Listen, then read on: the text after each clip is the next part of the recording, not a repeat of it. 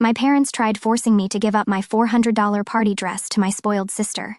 But when I finally revealed the truth, their entire world collapsed. I, 22 female, severely need help about a matter involving my family, notably my sister Susan, 24 female. I've been a long-time lurker, but recent circumstances have compelled me to finally share my tale. Please bear with me as this may be a bit long. I'm actually shivering as I type this, partially out of rage and partly out of dread of what will happen if they find out I'm asking for help. I recently graduated from college and got my dream job at a top technology business. Everything was going well. I worked hard in college, maintaining a 3.9 GPA with a partial scholarship and securing this position after numerous rounds of competitive interviews. The organization is well known for its positive work environment and ample prospects for advancement. After years of walking on eggshells at home, I was truly pleased to begin my working life. The welcome reception for new staff is tomorrow evening. It's a formal function where new employees can meet top management and team leaders. Several VIPs will be there, and it is recognized to be an important networking event that can impact your future career path inside the organization. I worked part-time for months and saved up enough money to buy appropriate attire. It is not ostentatious but rather professional and stylish. It cost me $400, which equates to numerous hours of tutoring and weekend shifts at a nearby cafe. My parents, both 45, didn't contribute anything, which was not surprising given their history of preferring my sister. My sister Susan has always been the golden child. She is currently unemployed after failing to complete college twice. She spends the majority of her time partying and posting on social media, while our parents cover her expenses without question. They've spent thousands on her shopping sprees, expensive devices, and even a car which she crashed within 3 months. Meanwhile, since high school, I've had to work part-time jobs to cover basic expenses such as school supplies and clothing. The inequality in treatment began early. When I was 5, my aunt gave me a tiny art set for Christmas. Susan threw a violent rage, so my parents took it away and handed it to her, despite the fact that she had previously received other expensive gifts. They told me I needed to learn to share, that Susan was more sensitive. This set the tone for our entire life. Growing up, Susan would frequently throw temper tantrums if I received something pleasant. When I was 12, I won a science competition at school. Instead of celebrating, Susan had a meltdown because she wasn't getting enough attention. What is my parents' solution? They took away my prize and certificate to avoid causing Susan concern. Susan couldn't stand seeing me on stage, so they forced me to miss the award ceremony. This pattern persisted throughout my life. Any accomplishment or enjoyment of mine was viewed as a danger to Susan's well-being. As we became older, the situation worsened. Susan had a habit of removing my belongings without permission: clothes, books, electronics. Nothing was off limits. If I protested, my parents would chastise me for being selfish and insensitive to my sister's sentiments. They would remark things like, "Susan is sensitive and requires additional support. You're stronger, so you must compromise." When I acquired my first smartphone at 16, which I paid for with my tutoring money, Susan demanded it because hers was outdated, despite the fact that it was only 6 months old. My folks made me swap phones with her. There were numerous occurrences like this. Susan would physically assault me if she didn't get her way. She once pushed me down the stairs when I refused to allow her to use my laptop for a social media broadcast. I sprained my ankle, but my parents did not take me to the hospital. Instead, they instructed me to remain in my room and not provoke Susan further. Another time, Mom slapped me in the face at a family gathering because I was getting more compliments on my academic achievements. My parents called me aside and chastised me for showing off and making Susan unhappy. The emotional assault was far more severe than the physical. Susan would frequently tell me that I was unwanted, and that our parents had me solely to give her a sibling. She made fun of my appearance, circulated rumors about me at school, and even ruined my friendships. When I was 15, I had my first boyfriend. Susan claimed I was cheating on him. I wasn't, and even showed him modified screenshots of phony chats. He broke up with me, and when I confronted Susan, she simply laughed. Our parents? They said I should never have begun dating since it made Susan lonely. Throughout all of this, I learned to keep my head down and concentrate on my schoolwork. My dream of financial independence kept me going during the toughest moments. I stopped expecting support or validation from my family. I even intended to move out as soon as I started earning money, hoping to finally be free of this toxic environment. I immersed myself in schoolwork and extracurricular activities, doing everything I could to avoid being at home. During college, I believed things would improve because I was living in the dorms, but Susan would frequently drop up unexpectedly, demand money or clothes, and throw fits if I refused. My parents would call, chastise me for neglecting my sister, despite the fact that she was meant to be the older sibling. They even tried to force me to drop out after Susan failed her classes for the second time, stating that it was unfair for me to complete my education while she couldn't. But yesterday, everything came to a head. Susan and our parents stormed into my room 1 hour before I was supposed to try on my dress for final changes. She demanded that I dress for her next job interview. When I declined, she screamed about how I was arrogant for having a job before her, how I was purposely attempting to make her appear bad, and how I'd always been a selfish attention-seeking brat. Our parents obviously supported her. "Your sister needs this more than you," Mom remarked, using the guilt-tripping tone I've come to despise. "She has interviews scheduled, and this garment would greatly increase her confidence. You can wear something else to the celebration. Why are you always so difficult?" I tried to explain how important this event was to my career, how I had saved for months to buy the outfit, and how this was my last chance to make a good first impression at my new job. But Dad cut me off, his face flushed with rage. "Stop being so difficult," he snapped. "You understand how difficult this time has been for Susan. Why do you always have to make it about yourself? Can't you think about your sister's emotions for once? What is the worst part?" Susan had previously returned her own beautiful dress, purchased by our parents for $2,000, and used the money to buy makeup and a new iPhone cover. She didn't even have any actual interviews arranged. She only wanted my dress because it was mine. Later, I overheard her on the phone with a friend, joking about how she was going to take care of her sister's attitude issues. What distinguishes this situation from prior ones is that my grandmother, 71 female, expects images from the welcome celebration. She's always been more sensible than my parents. But living in another state means she's not as familiar with our family dynamics. She explicitly requested that I send her images of my clothing, expressing her pride that I had landed such a good position right out of college. She even considered framing the photo for her home room. I am currently locked in my room trying to figure out what to do. My hands are trembling while I type this. My sister is still having a fit outside, yelling that I am ruining her life and that she will make me regret being born. I can hear her hammering on my door and threatening to smash it down. My parents are texting me to stop being selfish and to think about family harmony. They're threatening to ground me, yes, at 22, and confiscate my phone if I don't cooperate. Should I just give in again to maintain the peace? I am aware that if I do not comply, they may physically compel me to hand over the dress, or Susan may trash it out of spite, as she has done with my belongings in the past.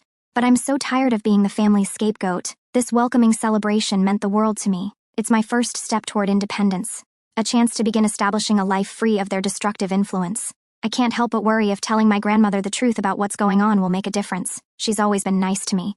But my parents have taught me that contacting relatives would bring shame to the family and that no one would believe me anyhow. They have spent years telling me that their treatment is normal and that I am to blame for not being more flexible. I am lost and unsure what to do. Any advice would be greatly appreciated. Am I irrational in wanting to keep my own outfit, which I purchased with my own money? How do I approach this scenario without causing further controversy but also without giving up something that is really important to me? I feel like I'm having a panic attack just thinking about approaching them. The welcoming celebration is tomorrow evening, so I have to make a decision fast.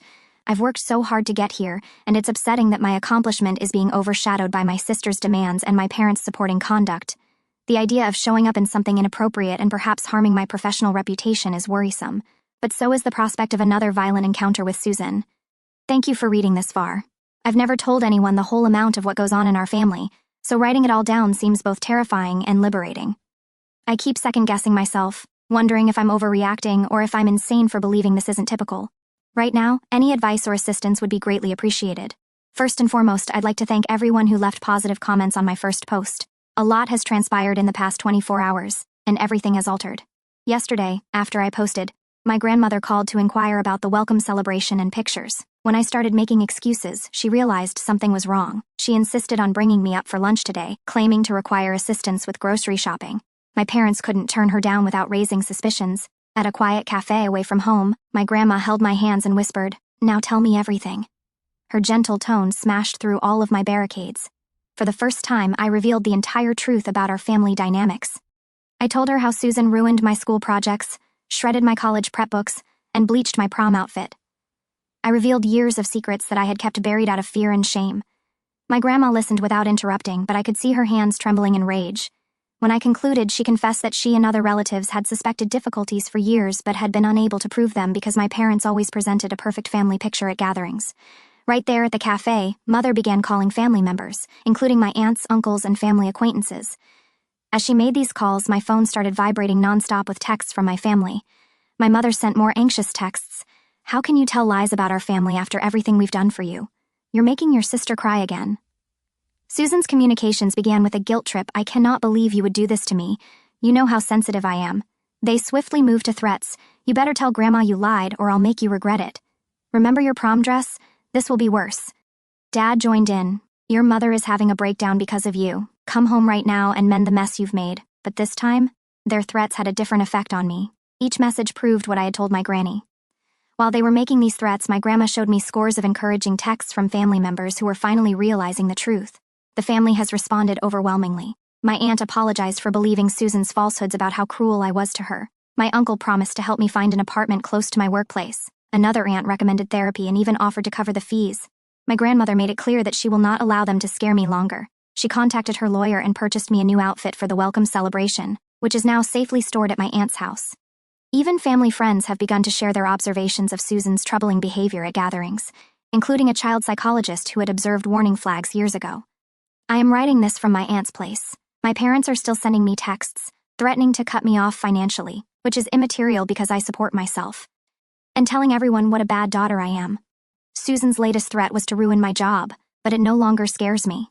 For the first time, I am not facing their assault alone. Tomorrow, I'll go to the welcome reception in my new dress, with my aunt driving me there for safety. My grandma instructed me to chronicle everything from now on, including Susan's threats. Thank you, Reddit, for letting me see that what I've normalized isn't typical at all. I'll post another update when I can. I never anticipated things to escalate so soon following my last update. I'm writing this from my grandmother's house with a broken nose and confused feelings about what's transpired. The day following my welcome celebration, my grandmother surprised me with a new MacBook for work. She had it transported to my aunt's place first, knowing Susan's track record with my belongings. When I returned home to pack some clothing, I assumed my parents and Susan would be gone. I was mistaken. Susan waited in my room. She'd learned about the laptop via social media, where my cousin had posted a congratulations message about my new job and mentioned the gift. What occurred next still seems strange. So you're taking bribes from Grandma now? Susan sat on my bed, browsing through her phone, her voice strangely quiet. Do you think you can turn the entire family against us? I tried to hastily get some clothing and leave, but she was blocking the door. Do you remember when we were kids and Mom always said that sharing is caring? She smiled, but her eyes remained icy. Grandma also needs to learn that lesson. Hand over the laptop. When I declined, stating that I needed it for my new job, she pulled my hair and banged my face against the doorframe. I heard a crack and felt warm blood rush out of my nose. The agony was excruciating, but what hurt worse was hearing my parents' reaction. When they heard the ruckus, they came upstairs, but instead of assisting me, Mom began yelling at me for provoking Susan. Dad simply stood there, saying I should have known better than to flaunt my new gift in front of my sister. Fortunately, my aunt insisted on waiting outside in her car. When she heard the shouting, she entered and discovered me bleeding. What followed was like a scene from a movie. My aunt phoned both the police and my grandmother. Within an hour, my grandma came along with 2 additional aunts and an uncle. The cops gathered accounts and photos of my injuries. Susan kept changing her tale, first saying it was an accident, then that I had assaulted her first, and ultimately breaking down and yelling that I deserved it for stealing her family. The most shocking development was not the police involvement but the community response. While I was in the hospital getting my nose treated, word went throughout our extended family and social networks. My parents' carefully cultivated picture of the ideal family broke totally. Their country club membership was quietly canceled. Mom's club barred her from their weekly sessions. Dad's golf mates were suddenly too busy to play. Susan's few remaining acquaintances began relaying anecdotes about her violent outbursts that they had witnessed over time. My parents suffered greatly from social isolation. They'd spent years promoting their image as ideal parents with 2 daughters, the sensitive artist Susan and the difficult one, me. Everyone now knows the truth, and they are unable to handle it. They've been calling relatives nonstop in an effort to minimize the harm. Their latest claim is that I'm having a mental breakdown and fabricating stories about Susan, but nobody believes it anymore, especially after the police report. Susan's attitude to the social ramifications has been especially worrying. She set up several social media identities to harass me and disseminate misinformation about our family situation. She even came up to my office, attempting to convince my new coworkers that I am unstable. Fortunately, my manager was aware of the issue through my uncle who works in human resources and had security take her away. My grandmother's lawyer assisted me in filing for a restraining order against Susan. The proof was overwhelming. Years of documented events, witness accounts from family and friends, and now police photos of my injuries. I'm currently residing at my grandmother's house, and the difference with my previous existence is startling. Nobody here advises me to stop provoking my sister. Nobody insists that I give up my possessions in order to keep the peace. I can leave my laptop on my desk without worry of it disappearing. My extended family's support continues to astound me. Cousins I haven't spoken with in years have reached out to share their impressions about Susan's behavior at family gatherings. My aunt's acquaintance, a therapist, helped me comprehend that what I was going through was continuous abuse enabled by my parents. Meanwhile, my parents' social circle is diminishing. Their neighbors no longer stop and speak. Mom's social media posts about praying for her troubled daughters are received with silence or harsh criticism. Dad's business associates have begun to distance themselves, concerned about his judgment after learning how he handled the family problem. Susan's work prospects, which were previously poor, have become virtually non-existent in our society. Word spreads quickly, and her violent outburst is now widely known. She blames me for wrecking her life, but more people recognize her threats for what they are. I am still absorbing all that has transpired. My nose will heal, but witnessing my parents' carefully constructed facade disintegrate has been both satisfying and heartbreaking. They are dealing with the natural consequences of their decisions, and no amount of trickery will help them this time. I'll provide another update as I have more information to offer. Thank you, everybody, for your encouragement. It helped me hold firm when Susan requested the laptop, even though the repercussions were unpleasant. Sometimes things have to get worse before they can improve. It's been a hectic few days, and I wanted to highlight some important developments. My healing is progressing well. The swelling in my nose has subsided, but the bruise appears worse. The doctor thinks there will be no permanent harm, which is reassuring given my future work presentations. Living at my grandmother's house has become permanent, and the contrast with my previous existence is stark. This morning, I unintentionally spilled a coffee mug and found myself flinching, expecting screams and punishment. Instead, I received my grandmother's polite concern and assistance cleaning up. The community's response has been incredible. Mom's social media presence collapsed when a prayer request post about her troubled daughters backfired. Susan's previous students swarmed the comment section with their own accounts of her bullying and violence. Dad's business has suffered a big blow. Several long-term clients have gone, and his partners convened an emergency meeting to evaluate his situation after discovering his participation in facilitating Susan's actions. They are especially concerned about his judgment in leadership roles. Susan has been on a downward spiral since the restraining order. She set up other phony profiles to harass me and my supporters, but unintentionally posted from her main account, providing additional proof for the court case. My aunt made a stunning revelation. My parents had frequently refused to allow Susan to get psychological care when she was younger. They were more concerned with preserving their ideal family image than with resolving the real challenges. My parents' attempts to regain control backfired spectacularly. Their family meal to clear the air was only attended by 2 distant relatives. Mom's best friend publicly unfriended her after viewing the police report images.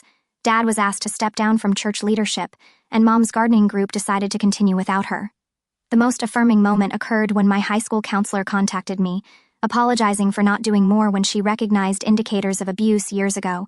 My parents had persuaded her that my reclusive conduct was teenage rebellion, and Susan's violence was artistic temperament. My workplace has been quite supportive following Susan's attempt to make trouble. My manager added additional security precautions, and my CO workers have been understanding of my predicament. My uncle published a public post yesterday, documenting years of disturbing behavior he had witnessed. His post went viral in our neighborhood, resulting in additional social ramifications. My parents' reputation in the area has shattered. Mom was ousted from the Homeowners Association board, and they can't go shopping without being followed by murmurs and glances. Susan's victim narrative is failing. She had a meltdown at our aunt's church when someone mentioned my name, confirming what everyone had heard about her conduct. I'm still adjusting to living without constant fear. My grandma enrolled me in therapy, which has helped me appreciate how unusual my home life was. Our lawyer's response to my parents' latest cease and desist letter regarding spreading falsehoods included police report images and witness statements. The help from this community has been tremendous. You made me realize that I wasn't insane for believing my situation was unusual. I'll publish a final update after everything has settled down, but for now I'm focusing on recuperating and starting a new life. It's incredible how much energy you have when you're not always walking on eggshells. It has been 6 months. I believe it is finally time to conclude this chapter of my life. Thank you to everyone who has followed my journey and provided support. I'm presently prospering in my profession, having recently received my first promotion for leading a successful project. My team leader applauded my attention to detail and calm attitude to crisis management, skills I honed while navigating my family's chaos for years. My personal life has changed completely. I've moved into my own place, but I still see my grandmother on a daily basis. The first night in my new place, I realized I could put my possessions anywhere without fear of being stolen or destroyed. Simple things such as having my own space and making decisions without concern feel like valuable gifts. Susan was recently diagnosed with a number of mental health issues after being compelled to undergo evaluation as part of an anger management program. She is currently in a specialist treatment facility, not by choice, but as a condition of her probation following another violent event that did not involve me. My parents have faced serious penalties. Dad's firm encouraged him to retire early after big clients expressed worries about his judgment. Mom has become a social outcast in their neighborhood. Their attempts to join a new religious congregation were thwarted when members of their previous church revealed their background. They're selling their home and moving to another state for a fresh start, but their reputation precedes them in various areas they've investigated. The continual chilly shoulders and whispered remarks became too much for them. The most unexpected development has been the ripple effect among our extended family. My tale inspired 2 cousins to speak out about their own experiences with family abuse. It's as if breaking the veil of silence has enabled others to finally recognize their own hardships. Work has become my haven. I just created a support system for new employees, and my manager applauded my unique perspective on building friendly settings. The irony is not lost on me that my previous difficulties have become a source of professional strength. My parents made one more attempt at reconciliation last month, sending a beautifully worded letter through their new lawyer recommending family therapy. My grandmother's lawyer simply said, "All communication must go through legal channels and I am not interested in reconciliation." The greatest rewarding shift has been in my interactions with my extended relatives. Sunday dinners at my grandmother's place have become a ritual full of real laughter and joy. My aunts and uncles tell me things from my childhood that my parents twisted or kept buried, allowing me to regain some of my heritage. I've begun mentoring at a local youth center, working with teenagers from challenging home backgrounds. One girl just informed me that my tale inspired her to come up about her own sister's abuse. My grandma has been my biggest supporter, demonstrating what genuine family love looks like, unconditional but with appropriate boundaries. Susan's restraining order is now permanent, and she is legally prohibited from approaching my employment or apartment. The community's response has served as a lesson in social fairness. My parents and Susan face no legal consequences other than the restraining order, but the social isolation and loss of status were more effective than any court sentence. I'm finally creating the life I've always wanted but never thought possible.